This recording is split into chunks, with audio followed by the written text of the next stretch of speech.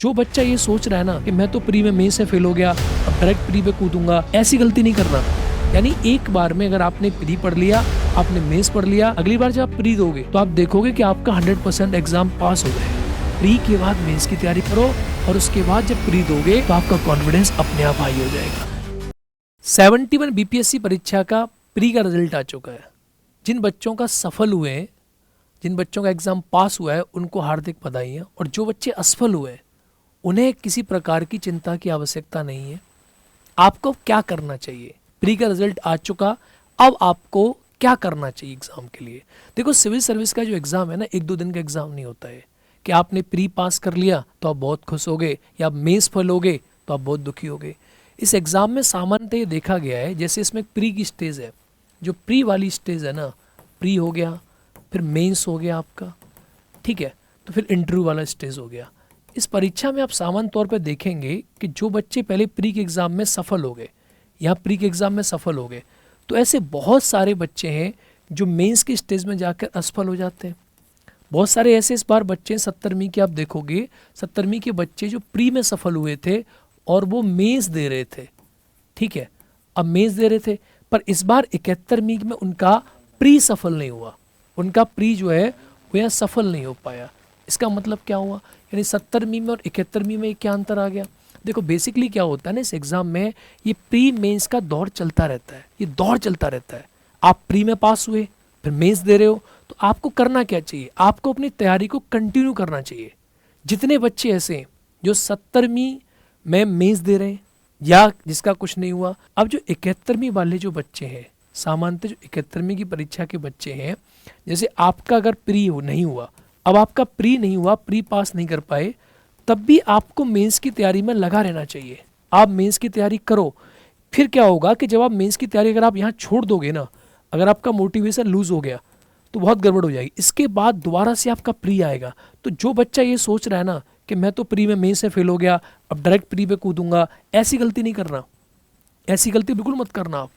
आप प्री में फेल हो गए हो, फिर भी आप मेंस में जाओ और आप मेंस की तैयारी करो। प्री एग्जाम से 3 महीने पहले फिर आप प्री पर लग जाना। इस परीक्षा में क्या होता है, प्री प्लस मेंस ऐसा कुछ है नहीं।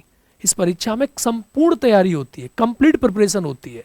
यानी एक बार में अगर आपने प्री पढ़ लिया, आपने मेंस पढ़ लिया, अगली बार जब आप प्री दोगे तो आप देखोगे कि आपका 100% एग्जाम पास हो जाएगा।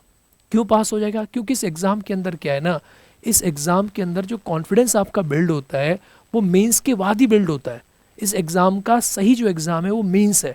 मेंस में आप पूरी चीज़ों को पढ़ लेते हो सही रूप में, आपका पूरा दिमाग ओपन हो चुका होता है।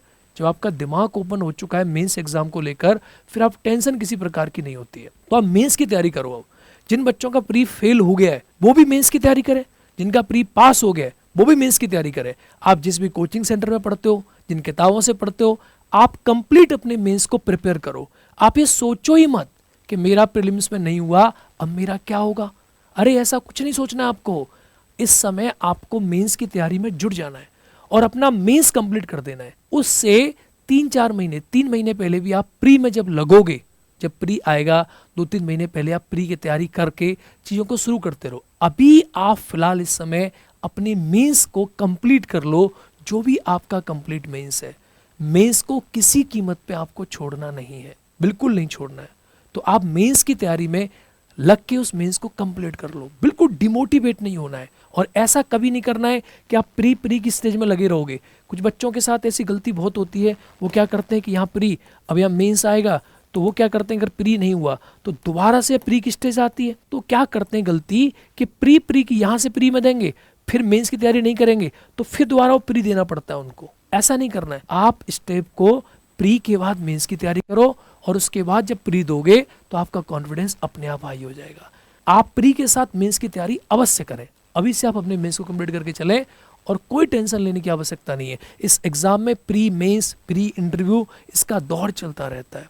कुछ बच्चों ने पिछली बार प्री हुआ, इस बार मेंस लिखा पिछली बारी में, इस बार उनका प्री नहीं हुआ, तो ऐसी कोई टेंशन की आवश्यकता नहीं है। ये दौर चलता रहता है, ये 2-3 साल की जर्नी होती है।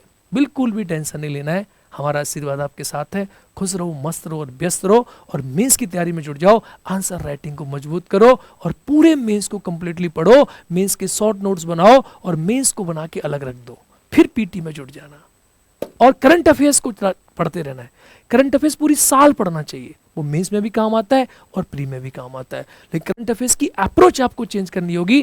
किसी वीडियो में बताऊंगा करंट अफेयर्स पढ़ना कैसे चाहिए। ये करंट अफेयर्स नहीं होता जो तुम वन लाइनर पढ़ लेते हो सुबह, ये करंट अफेयर्स नहीं है। जय हिंद।